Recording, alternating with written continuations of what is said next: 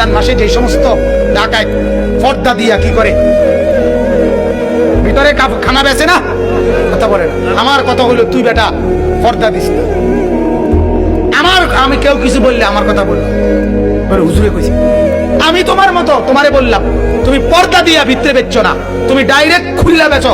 আর তোমার মতো বেদফের যেহেতু কোনো শরম নাই, তুমি আর পর্দা দাও কেন? পর্দার ভিতরেও আল্লাহ দেখে, পর্দার বাইরেও আল্লাহ দেখে। কাজে তোমার দরকার কি? তুমি আমারে আমি দেখলেই কি না দেখলেই কি, অমকে দেখলেই কি না দেখলেই কি, মানুষের হাতে আযাব দেওয়ার বা গজব দেওয়ার বা শাস্তি দেওয়ার বা নেকি দেওয়ার কোনো ক্ষমতা আসেনি। তো মানুষে দেখলেই কি তার, না দেখলে কি? কথা বলেন না কেন? তুমি খুললেই বেচো বেটা, তুমি খুললে, তুমি বেশরম, তুমি খুলেই বেচো।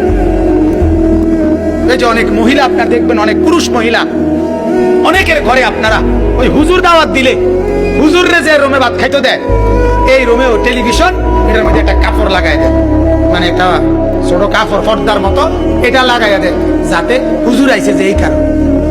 এই যে তফাৎ কি? হুজুরের টেলিভিশন দেখলে হুজুরের ক্ষমতা আসেনি আপনাদের গুনাহ দেওয়ানের, কথা বলেন না? হুজুরের ক্ষমতা আসেনি আপনাদের শাস্তি দেওয়ানের, তো তাহলে আর হুজুরের টেনশন করে লাভ কি? আপনি যে আল্লাহকেই যেখানে ভয় করেন না, আপনি হুজুরের শর্মাইয়া লাভ কি বেটা? আল্লাহকেই যে ভয় করে না, যখন হুজুর থাকে না, তখন যে ঘরে টেলিভিশন চালান, তখন আল্লাহ থাকে না? আল্লাহ দেখে না? তুমি তো আল্লাহর চাইতে বড় হুজুরে মনে করলে, কথা বলেন না কেন?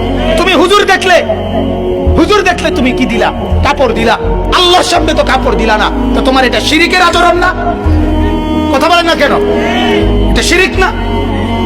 আল্লাহর চাইতে বড় বানানোর অধিকার আছে কাউরে? তো আল্লাহ আমাদেরকে মাফ করে দিন। অতএব এটা ভাবেন, আল্লাহ তাআলা বলেন নির্দিষ্ট নিয়মে আমি যেভাবে বিধান দিয়েছি এভাবে যদি তোমরা রোজা পালন করো গুনাহমুক্ত, তাই আমি আল্লাহ তোমাদেরকে তাকওয়া দিয়ে জান্নাতি বানায় দেব। বলেন আলহামদুলিল্লাহ।